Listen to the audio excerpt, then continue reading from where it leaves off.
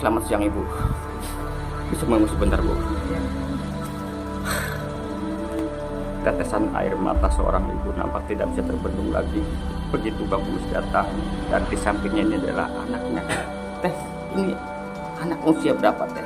10 tahun. 10 tahun. Nah terus menderita seperti ini sejak usia berapa Teh? Sejak usia 4 bulan. 4 bulan. Nah apakah pernah Teteh dibawa berobat? Pernah. Pernah Teh? Kemana Teh? Pertama ke Pandeglang, kalau kemarin itu ke rumah sakit Banten. Nah pada waktu selama 10 tahun ini biaya untuk pengobatannya sendiri dari mana Teh? Paling dari keluarga, kalau nggak ada yang ngasih orang lain. Pemirsa, Anda tentunya kembali bersama channel Bang Kumis Berbagi, media Sorot Desa Indonesia. Hari ini Bang Kumis ada di kawasan Kecamatan Bojong, tepatnya di Kampung Carang Pulang. Bukan Carang Pulang, tetapi Carang Datang, di Desa Banyumas, Kecamatan Bojong. Kehadiran Bang Kumis hari ini sengaja datang karena Bang Kumis mendapatkan satu informasi dari rekanan Bang Kumis yang ada di kawasan Bojong bahwa ada kehidupan seorang ibu dengan 2 anaknya yang sangat memprihatinkan. Bisa yang lebih miris lagi, informasi sementara bahwa anaknya yang berusia 10 tahun ini mengalami lumpuh otak dan gizi buruk hingga kondisinya begitu memprihatinkan di saat teman Bang Kumis ini mengirim sebuah video. Makanya Bang Kumis sengaja hadir untuk melihat langsung bagaimana kondisi sisi kehidupan dari sang ibu dan anaknya ini dari Kecamatan Bojong, Kabupaten Pandeglang, Provinsi Banten. Channel Bang Kumis Berbagi bersama media Sorot Desa Indonesia melaporkan. Beginilah kondisi Ririn di usianya yang memasuki 10 tahun ini menderita lumpuh otak atau dalam bahasa medis dikenal sebagai cerebral palsy dan mengalami gizi buruk yang membuat berat badannya terus mengalami penurunan. Di usianya yang memasuki 10 tahun, berat badannya hanya 7 kg saja. Tidak seperti teman-teman seusianya yang sudah bisa berlari dan bermain.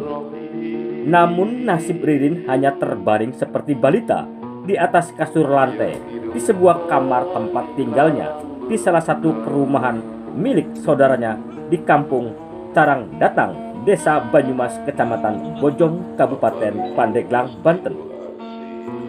Menurut sang ibu, Noni, saat Ririn dilahirkan pada 9 Februari 2016, Ririn memiliki berat badan normal. 4 hari setelah dilahirkan, Ririn mengalami demam tinggi hingga mendapatkan perawatan dari pihak kesehatan sekitar. Sejak saat itu, kesehatan memburuk dan berat badan terus menurun. Kini berat badan Ririn sekitar 7 kg. Padahal anak perempuan seusianya berat badan normal adalah sekitar 25 hingga 30 kg.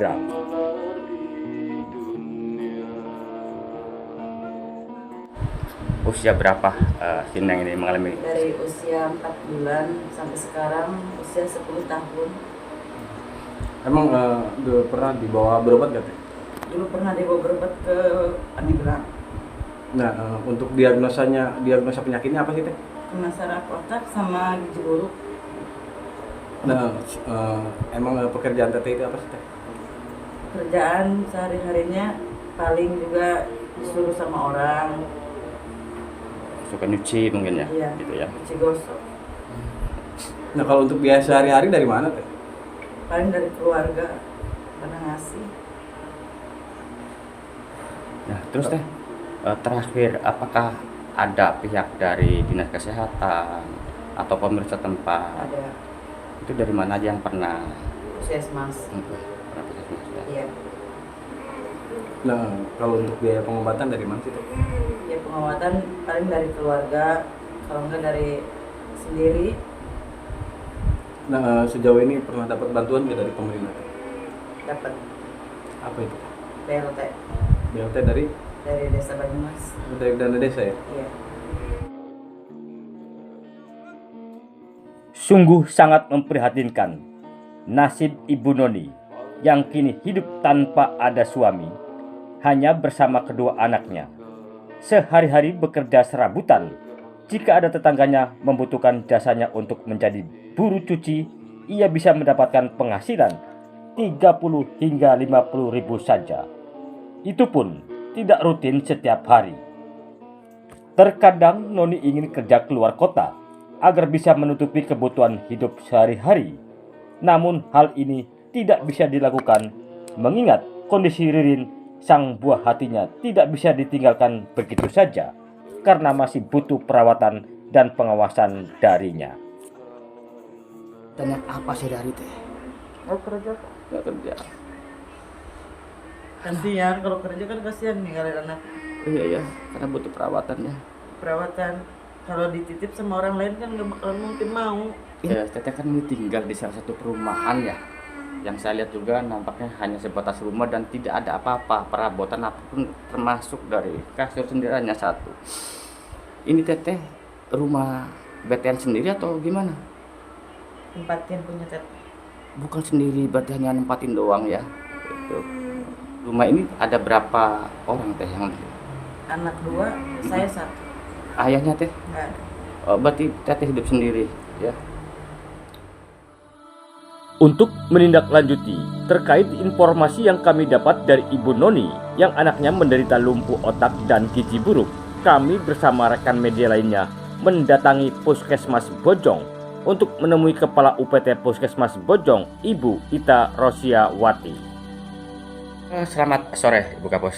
Sore Bang Kumis. Bu Kapus mohon izin, barusan Bang Kumis liputan atau kunjungan di salah satu warga di Desa Banyumas terkait anaknya yang memang terlihat menderita lumpuh otak dan gizi buruk. Apakah itu sudah diketahui oleh pihak puskesmas, Bu?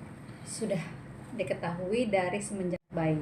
Kebetulan beliau anaknya lahir oleh bidan kami. Itu sudah diketahui dari bayi. Jadi sudah ketahuan gitu, mulai dari pertumbuhan dan perkembangannya terganggu. Sudah ketahuan dari awal. Sudah kami tangani juga dari masa bayi, balita, sampai saat ini pun tetap kami tangani. Bos, setelah mengetahui kondisi anak Ibu Noni ya, langkah-langkah apa Bu yang sudah dilakukan oleh pihak puskesmas selama 10 tahun kalau menurut informasi 8 tahun. Apa yang sudah dilakukan, Bu? Yang sudah kami lakukan, si anaknya kami ajak untuk ke posyandu ya, supaya nanti ketahuan pertumbuhan dan perkembangannya. Kemudian sudah kami berikan PMT mulai dari bayi, dari balita. Kemudian setelah sekarang ini kami kasih vitamin. Kemudian untuk rujukan ke Rumah Sakit Banten sudah kami upayakan bersama dengan para muspika, dengan kepala desanya, dengan TSK.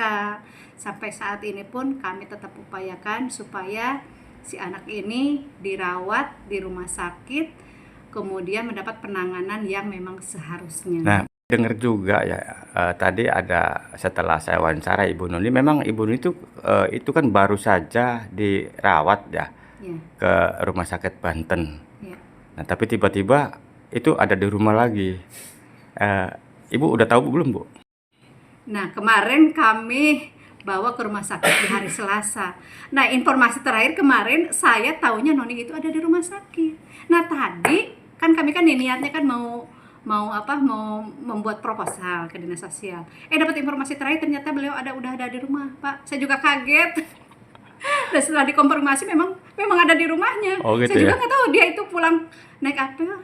Pas saya konfirmasi lagi, dia pakai ambulan desa lain. Oh gitu ya. Iya. Nah sekarang kan bagaimana nanti ke depannya Bu ya, agar gimana pun juga itu tanggung jawab kita semua, terutama terhadap anaknya. Dan kedua, mengingat Ibu Noni kan hidup sendiri, dia termasuk kategori miskin.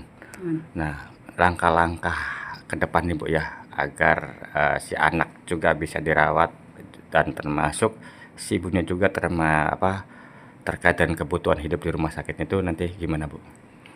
Kami akan upayakan bersama dengan para muspika, kepala desa, TKSK sebagai perwakilan dari dinas sosial untuk mengupayakan supaya si anak ini mau dibawa kembali ke Rumah Sakit Banten. Nah, untuk biaya sehari-hari kami sudah sepakat insya Allah untuk makan, untuk biaya sehari-harinya nanti kami patungan Pak, sambil nanti mengupayakan bantuan dari dinas sosial. Gitu.